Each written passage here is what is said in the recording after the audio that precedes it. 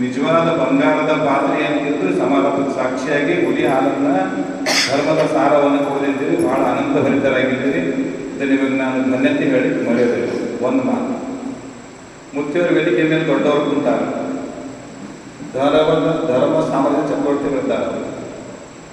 ಧರ್ಮದಲ್ಲಿ ಅನಂತ ವಿಚಾರವನ್ನು ಬಂದವರಾಗಿ ಅನಂತ ಮಹಾಂತರ ಸಂದೇಶವನ್ನು ತಿಳ್ಕೊಂಡಿದ್ದಾರೆ.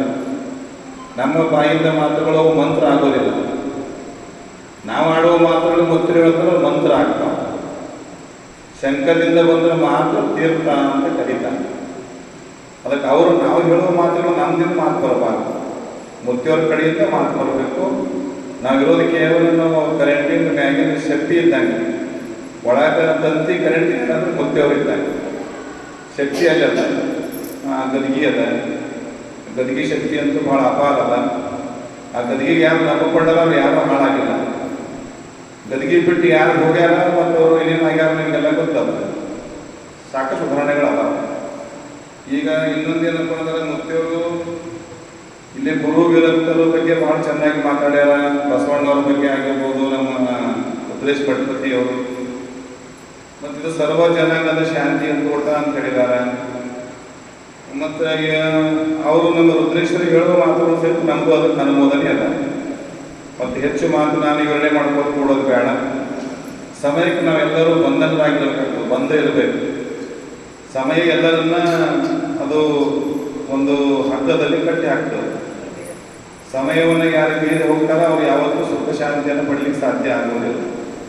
ಸಮಯದ ನನಗೆ ಪ್ರಜ್ಞೆ ಇದೆ ಎನ್ನುವಂಥ ಮಾತನ್ನು ಹೇಳಿ, ಮತ್ತು ಇನ್ನೋರ್ವ ನಮ್ಮ ಲೋಕೇಶ್ ಅವರು ಒಬ್ಬರು ಧರ್ಮದ ಬೇರಾಗಿ ಮಾತನಾಡಿದರೆ, ಇನ್ನೊಬ್ಬರು ಪ್ರಚಲಿತ ಇರುವಂಥ ಸಮಸ್ಯೆಗಳನ್ನು ಕುರಿತಾಗಿ ಆ ಧರ್ಮದ ಬೇರಿನ ಫಲಪುಷ್ಪ ಕಾಯಿ ಹಣ್ಣುಗಳನ್ನು ಕುರಿತು ಚರ್ಚೆ ಮಾಡಿದ್ದಾರೆ.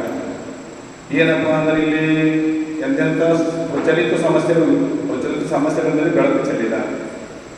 ಪ್ಲಾಸ್ಟಿಕ್ ಇರ್ಬೋದು, ದುಶ್ಚಟಗಳಿರ್ಬೋದು, ಅನಂತ ವಿಚಾರಗಳನ್ನು ಮಂಡನೆ ಮಾಡಿದ್ದಾರೆ. ಲೋಕೇಶ್ ಅವರು ಸಹಿತ ನಾವು ಸಾಮಾನ್ಯ ಅವರೇನು ಉಪನ್ಯಾಸ ಮಾಡಲಿಕ್ಕಿಲ್ಲ ತಿಳ್ಕೊಂಡಿದ್ದೆವು. ನಮ್ಗಿಂತ ಚಂದ ಉಪನ್ಯಾಸ ಮಾಡ್ಯಾರ. ನಮಗೊಂದು ಹಂಡೆ ಹಾಕೋದು ಖುಷಿಯಾಗ್ಯಾರ. ಬೆಳಿಬೇಕು, ನಾವು ಒಬ್ಬರೇ ಉಪನ್ಯಾಸ ಮಾಡ್ಲಿಕ್ಕೆ ಆಗೋದಿಲ್ಲ. ಇಂಥ ಒಂದು ಟೀಮ್ ಬೆಳಿಬೇಕು ಯುವಕರು. ಒಂದು ವಿಶೇಷವಾಗಿ ಗಮನಿಸಬೇಕು. ನಾವು ಸೂಕ್ಷ್ಮವಾಗಿ ಗಮನಿಸದೆ ನಮಗೆಷ್ಟು ವಯಸ್ಸನ್ನು ನೋಡಿ ಅಷ್ಟು ಅನುಭವ ಇದ್ದವ್ರು ಕೆಳಗೆ ಕುಂತಾರೆ. ಅವ್ರ ಅನುಭವ ಇದ್ದವ್ರು ನಮ್ಮ ವಯಸ್ಸು ಇಲ್ಲ. ಅವರು 90-85 ವರ್ಷದವ್ರು ಕುಂತಾರೆ. ಮತ್ತು ಅಂಥವ್ರು ಕೆಳಗೆ ಕುಂತು ನಮ್ಮಂಥವ್ರಿಗೆ ಮ್ಯಾಕ್ ಕೂಡಿಸ್ತಾರಂದ್ರೆ ಇದು ನಮ್ಮ ಭಾರತೀಯ ಸಂಸ್ಕೃತಿ ಎತ್ತಿ ತೋರಿಸ್ತದೆ.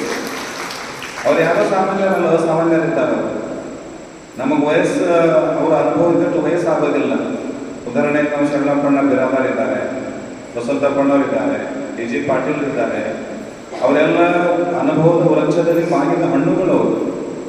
ಅಂಥವ್ರು ಸಣ್ಣವ್ರಿಗೆ ಮ್ಯಾಕ್ ಕೂಡಿಸಿ ನಮ್ಮವ್ರಿಗೆ ಬೆಳೀಲಿ ಆಸೆ ಭಾವನೆಯನ್ನು ನಾವು ತೊಗೊಂಡ ಅದು ಬಹಳ ತೋರು. ಅದು ಅವರ ಒಂದು ಸೇವಾ ರೂಪಕ್ಕೆ ಅವರ ಬೆಂಗಾವರಾಗಿರೋದಕ್ಕೆ ನಾ ಅವರಿಗೆ ಅನಂತ ಭಕ್ತಿಯ ಸಾಷ್ಟಾಂಗ ನಮಸ್ಕಾರ ಹಾಕಿದ್ರು ತಪ್ಪಾಗೋದಿಲ್ಲ ಅನ್ನೋದನ್ನು ಬಯಸ್ತೇನೆ. ಮತ್ತು ವಿಚಾರಗಳು ಧರ್ಮ ವಿಚಾರಗಳು ಸಾಕಷ್ಟು ಇದ್ದಾವೆ. ನಾವೆಲ್ಲ ಯಾಕೆ ಹೋಗ್ತಿದ್ದೇವೆ ಅಂದ್ರೆ ನಮ್ಗೆ 11 ತಿಂಗಳು ನಮಗೆಲ್ಲ ಭಾಳ ಆಯಾಸ, ಬೇಸರಿಕೆ ಆಗಿತ್ತು. ಬಡದಾಗ ಬಂದ್ಕೊಟ್ಟು ನಾವು ಸ್ವಲ್ಪ ನಮ್ಮ ದೈಹಿಕವಾಗಿ, ಮಾನಸಿಕವಾಗಿ ನಮ್ಮ ಮನಸ್ಸನ್ನು ಸರ್ವಿಸ್ ಮಾಡ್ಕೊಳಕ್ಕೆ ಬಂದಿದ್ದೆ. ನಾವು ಗಾಡಿ ಸರ್ವಿಸಿಗೆ ಹೋಗ್ತಾವೆ ನೋಡ್ರಿ, ಒಂದಿಷ್ಟು ಕಿಲೋಮೀಟರ್ ಹೋಗೋದು ಸರ್ವಿಸ್ ಮಾಡ್ತೀವಿ ಗಾಡಿಗಳಿಗೆ. ಹಂಗೆ ನಮಗೇನಾಗ್ಯದ್ರಿ 11 ತಿಂಗಳ ಬೆಲೆ ಹೆಂಗೆ ಮಾಡಿಟ್ಟಾರೆ ನೋಡ್ರಿ. ಶ್ರಾವಣ ಮಾಸ, ಅಮಾವಾಸ್ಯೆ, ಹುಣ್ಣಿಮೆ, ಹಬ್ಬಗಳು, ಇದು ಯಾವ ದೇಶದಲ್ಲಿ ಹಿಂಗೆ ಸಿಗೋದಿಲ್ಲ. ಇಂಥ ಪವಿತ್ರ ಶ್ರಾವಣ ಮಾಸವನ್ನು ಒಂದು ಕಡೆ ಸೇರಿದೇ ಒಂದು ಮಹಾಭಾಗ್ಯ. ಒಂದು ಕಡೆ ಕೂಡೋದೇ ಒಂದು ಹಬ್ಬ. ನಮ್ಮ ಮನ್ಯಾಗ ಎಲ್ಲರೂ ಕೂತು ಊಟ ಮಾಡಬೇಕು. ಶ್ರಾವಣದಾಗ ಒಂದು ಮಠದಾಗ ಬಂದು ಕೂಡಬೇಕು. ಒಬ್ಬರೊಬ್ಬರು ಸುಖ ಕಷ್ಟಗಳನ್ನ ಹಂಚ್ಕೊಳ್ಬೇಕು. ಇದೇ ನಮ್ಮ ಸಂಸ್ಕೃತಿ ಅನ್ನುವಂಥದ್ದು. ಮಕ್ಕಳಿಗೆ ಒಳ್ಳೆ ವಚನ ಹಾಡಿಸ್ಬೇಕು. ಸಿದ್ಧಾಂತ ಶಿಖಾಮಣಿ ಆದರ್ಶಗಳನ್ನೇ ಹೇಳಬೇಕು. ನಮ್ಮ ರುದ್ರೇಶ್ವರ ಸ್ವಾಮಿಯವರು ಅವರು ಪಂಡಿತರಲ್ಲ, ರುದ್ರೇಶ್ವರ ಸ್ವಾಮಿ ಪಂಡಿತರಲ್ಲ. ಅವರು ಪ್ರಜ್ಞಾವಂತರಿದ್ದಾರೆ. ಹ್ಯಾಂಗೆ ಪ್ರಜ್ಞಾವಂತರಂದ್ರೆ ವಿಷಯವನ್ನು ಅತ್ಯಂತ ಗಂಭೀರವಾಗಿ ಆಳಕ್ಕಿಳಿದು ನಗೆಯ ಅಲೆಗಳ ಮೇಲೆ ಎಲೆಗಳನ್ನು ಹಾಕಿ ಧರ್ಮದ ಅಮೃತವನ್ನು ಉಣಪಡಿಸಿದಂಥ ರುದ್ರೇಶ್ ಅವರಿಗೆ ಧನ್ಯವಾದ ಹೇಳಿ ಮರೆಯೋದಿಲ್ಲ. ಭಾಳ ಚಲೋ ಮಾತಾಡಿದ್ದಾರೆ. ಭಾಳ ತಾತ್ವಿಕವಾದ ಮಾತುಗಳನ್ನು ಹೇಳಿದ್ದಾರೆ. ಬಹಳ ಸತ್ಯವಾದ ಮಾತುಗಳನ್ನು ಹೇಳಿದ್ದಾರೆ. ವಚನ ಸಾಹಿತ್ಯ, ಚರಣ ಸಾಹಿತ್ಯ ಬೇರೆ ಅಲ್ಲ. ಆ ಮಹಾತ್ಮರು ಒಂದು ಕಡೆ ಸಿಕ್ಕರೆ ಅವ್ರು ಜಗಳ ಆಡೋಂಗಿಲ್ಲ. ಈಗ ಮಹಾತ್ಮ ಗಾಂಧೀಜಿ ಅಂಬೇಡ್ಕರ್ ಸಿಕ್ಕ ಜಗಳಾಡ್ತಾರೆ, ಅವರು ಅಪ್ಕೊಳ್ತಾರೆ. ಜಗಳಾಡೋ ನಾವೇ, ನಂದು ದೊಡ್ಡದು ನಿಂದು ದೊಡ್ಡದು, ನಂದು ಕರೆ ನಿಂದು ಕರೆ, ನಂದು ಮ್ಯಾಲ ನಿಂದು ಮ್ಯಾಲ, ನಾವು ಜಗಳ ಆಡ್ತೇವೆ.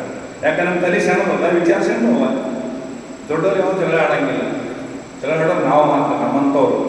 ಅದಕ್ಕಾಗಿ ಮಾತು ಕಡಿಮೆ ಆಗಬೇಕು, ಆಚರಣೆ ಹೆಚ್ಚಾಗಬೇಕು.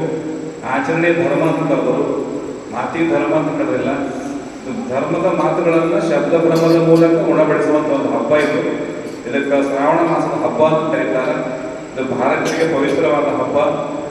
ತತ್ವ ಸಿದ್ಧಾಂತಗಳು, ಆದರ್ಶಗಳು, ವಚನಗಳು, ಸಿದ್ಧಾಂತ ಶಿಖಮಣಿಯ ಶ್ಲೋಕಗಳು ಸಾವಿರಾರು ಇದ್ದಾವೆ. ಅವು ಕೇವಲ ಓದೋದ್ರಿಂದ ಬದುಕು ಸಾರ್ಥಕ ಆಗೋದಿಲ್ಲ. ಅದನ್ನು ಬದುಕಿನಲ್ಲಿ ಅಳವಡಿಸ್ಕೊಂಡ್ರೆ ಮಾತ್ರ ಬದುಕು ಸಾರ್ಥಕ ಆಗ್ತದೆ. ಒಂದು ಮಾತು ಸಾಕು ಬದುಕು ಬದಲಾಯಿಸಲಿಕ್ಕೆ, ಒಂದೇ ಮಾತು ಸಾಕು. 10 ಮಾತುಗಳ ಅವಶ್ಯಕತೆ ಇಲ್ಲ. ಪೂಜ್ಯರು ಶ್ರಾವಣ ಮಾಸ ಏಸು ಮಾತು ಹೇಳ್ಯಾರ. ಒಂದು ಮಾತು ನೆನಪಿಟ್ಕೊಂಡು ಹೋದೇವು ಅಂದರೆ ಜೀವನ ಸಾರ್ಥಕ ಸಾರ್ಥಕ ಸಾರ್ಥಕ ಆಗ್ತದೆ. ಹೆಚ್ಚು ಮಾತಾಡಿ ಸಮಯ ವ್ಯಯ ಮಾಡೋದಕ್ಕಿಂತ ಪೂಜ್ಯರು ಹೇಳಿದ ಮಾತನ್ನು ಬದುಕಿನಲ್ಲಿ ಅಳವಡಿಸಿಕೊಂಡು ಜೀವನ ಸಾರ್ಥಕತೆ ಮಾಡಿಕೊಳ್ಳುವುದೇ ಇದು ಒಂದು ಶ್ರಾವಣ ಮಾಸದ